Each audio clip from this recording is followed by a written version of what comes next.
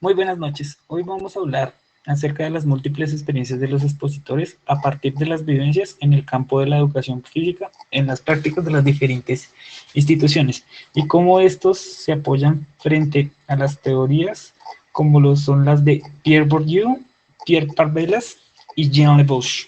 A continuación, escucharemos a nuestros compañeros. Muy buenas noches. Hola compañeros. Hola compañeros. Hola compañeros. A continuación, escucharemos a José Rosero. Dentro de la práctica de la labor docente, el deporte se ha considerado un medio apropiado para lograr conseguir fortalecer los valores del desarrollo personal y social en los niños, jóvenes, adultos y adultos mayores, con la finalidad de generar en los participantes la superación, integración, respeto a las personas, tolerancia, aceptación de reglas, perseverancia, trabajo en equipo, superación de los límites, autodisciplina, responsabilidad y cooperación. Estas son cualidades que se permiten en la educación física, desde la orientación de los profesores, entrenadores y familia. Es determinante conocer que vivimos en una sociedad cambiante en la que las normas o los valores se modifican de una manera muy rápida y en la que los medios de comunicación tienen un enorme poder para presentar y difundir los cambios. Dentro de las alternativas metodológicas que proponen los diferentes autores, podemos reconocer que las que más se utilizan en el ámbito de la educación física son el diálogo y la reflexión. Este discurso va encaminado a que los participantes y de esta manera generar un desarrollo en las diferentes tareas motrices. De esta manera el compromiso debe ser asumido bajo una perspectiva global, donde implique y se responsabilicen todos los participantes desde las áreas educativas, sean estos los docentes, chicos y también incluidos los padres, dado que la sola actuación del maestro en el área de educación física difícilmente supondrá cambios significativos y permanentes en los estudiantes. Ahora bien, para el análisis se toma como partida inicial la perspectiva que propone Le Bouche 1997, que señala los objetivos de la educación física no se limitan solamente al cuerpo como instrumento de la adaptación a los entornos biológicos, sino que también estos permiten aportes de tipo social, sino que a través del desarrollo de sus cualidades motrices y psicomotrices se le permita al estudiante alcanzar un dinamismo en los componentes. Uno de ellos hace referencia a la actividad psíquica donde incluyen lo cognitivo y lo afectivo. Y el otro componente hace referencia a la motricidad, lo que se traduce fundamentalmente como movimiento. Este lazo entra la actividad psíquica y motriz, lo cual es una forma de abordar la educación para desarrollar capacidades de las personas, inteligencia, comunicación, aprendizaje, entre otros, a partir del movimiento. Gallo 2007. Para el autor Le Bouche, su método de psicoquinética o educación por el movimiento lo hace dirigido directamente al área de la educación física. Esto guiado por la hipótesis de que el movimiento tenía una importancia fundamental en el desarrollo de la persona, asimismo dándole una gran importancia al proceso motriz que desempeña cada estudiante referente a sus procesos educativos, deportivos o recreativos. Por consiguiente, esta ciencia del movimiento no era una ciencia teórica donde se reflexiona sobre el movimiento, sino una ciencia aplicada. Si bien uno de los aportes más importantes del profesor Le Bouche fue en el área de la psicomotricidad, esto llevándolo a la vida real, más específico en el país colombiano, esta teoría queda en un limbo, en el cual la importancia de las entidades educativas no es que el estudiante desarrolle nuevas capacidades deportivas, sino que buscan es que el estudiante mantenga un estado físico activo, sin darle importancia si el proceso manejado es el correcto o incorrecto. Ahora bien, en un colegio en el sector de Engativá, Colombia, pide a los docentes en prácticas de educación física unos estándares a los cuales sale de su realidad y de su contexto, pidiendo a niños de cuarto de primaria tener habilidades gimnásticas, aunque esto suene normal y nada fuera de lo común, en realidad no lo es, ya que los niños no han tenido ni idea dentro de los 4 años de estudio qué es una verdadera clase de educación física, que es aquella que ayuda a mejorar las habilidades motoras. ¿Pero por qué menciono esto? Porque los niños de cuarto de primaria no tienen las capacidades físicas para dar saltos a 2 pies consecutivos en esta institución, porque su coordinación visopédica y visomanual son un desastre. Y sí, son un desastre, ya que son niños a los cuales solo se les ha enseñado a jugar y a nada más. De igual forma, dándole continuidad al asunto de quién es el problema, del docente o de la institución educativa, resaltando que en su mayoría de las instituciones educativas colombianas públicas son de esta forma, a la cual estoy mencionando. Ahora bien, el docente solo se limita a seguir un plan de clase, siguiendo las normativas enviadas por la institución.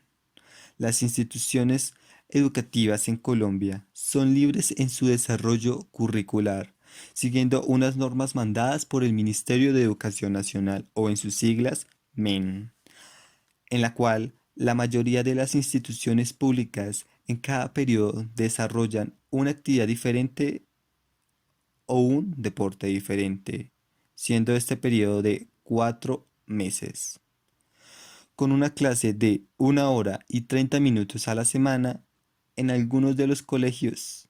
Pero, ¿es este tiempo suficiente para desarrollar estas habilidades físicas o deportivas? Y la respuesta es no. Si lo comparamos con los países de primer mundo, como the USA, los Estados Unidos, esta estructura de tiempo que plantea Colombia es algo absurdo, ya que en ese país prima el desarrollo físico y las actividades útiles para la vida, dando así más horas para su clase de educación física, viendo esta clase de 3 a 4 veces por semana, con un rango de 1 hora y 30 minutos a 1 hora y 50 minutos, enseñando un deporte cada 6 meses o en algunas instituciones cada año, dando prioridad al perfeccionamiento de la técnica utilizada e implementada en cada uno de sus estudiantes. Oyendo todo esto, es todo lo contrario al país colombiano, ya que en ese país prima el estudio humanístico y matemático, siendo esto algo no tan útil para la vida. Entonces, el Estado colombiano está promocionando algo que no está dando ni en un 20% a cada uno de los estudiantes, siendo ellos los más afectados en sus procesos de vida y desarrollo físico. ¿Y tú qué piensas, Luisa? Por su parte, Pierre Parlevas influye importantemente en la educación física, pues para él el profesor es un practicante, ya que aplica las ciencias que debe conocer en su práctica docente, aun cuando la educación física no es una ciencia específica, pero sí requiere de varias de ellas. Y es que también incluye la salud, pues hay personas que incluso dentro de nuestra práctica docente, tanto estudiantes, compañeros docentes y padres de familia, no son sanos siquiera al mantener una postura corporal. A esto se le adiciona que no hay motivación, en múltiples casos, por la actividad física, de ningún tipo. Y ese es, creo que, el mayor de los retos que tenemos, porque ahora están en el colegio, aunque claramente en ese momento nos encontramos en tiempo de pandemia, y se ven obligados a realizar un poco de ejercicio o lo propuesto por el docente. Pero al terminar sus estudios, lo más probable es que sean personas sedentarias y que su peso y salud tengan riesgos. En este tiempo de COVID-19 ha sido el momento de acudir a reinventarse, de manera que no es lo mismo asignar o proponer actividades en el patio a tener que ser creativo a la hora de explicar y asignar labores, Aunque nuestra profesión y vocación nos invita a estar en constante mejora, sin duda esta situación nos obliga a ser mejores docentes. ¿Y tú qué piensas, Arley? Continuando con el conversatorio de vivencias, mi nombre es Arley Sánchez y haré referencia al autor Pierre Bourdieu, conocido como uno de los grandes sociólogos de la época y precursor de la teoría sociológica del deporte. Resaltaré dos conceptos propios del autor, los cuales son el concepto de campo y el concepto de hábitos. El primero, que es el concepto de campo, se puede entender como un espacio social estructurado o espacio de lucha. Puede ser de conflicto, de competitividad o de alianza, formado por agentes los cuales tienen una posición determinada en la estructura social. Estos agentes son los individuos o personas que hacen parte del mismo campo y quienes buscan un reconocimiento social, es decir, un capital. Por otro lado, tenemos el concepto de hábitos, que es el segundo concepto, que hace referencia al modo de acción y de pensar originado por la posición ocupada en el campo, originado por la posición que ocupa la gente dentro de este campo. Este término está relacionado por el hábito, que es la conducta que repite constantemente, o que se vive repitiendo constantemente, y el hábitat, que es el entorno en el cual se encuentra, ¿sí? Entonces este concepto de hábitos se puede entender como la posición que tiene la gente para percibir, valorar y accionar dentro del campo. Es importante que dentro del campo deportivo se establezcan normas y reglas que le permitan a los agentes deportistas, ¿sí?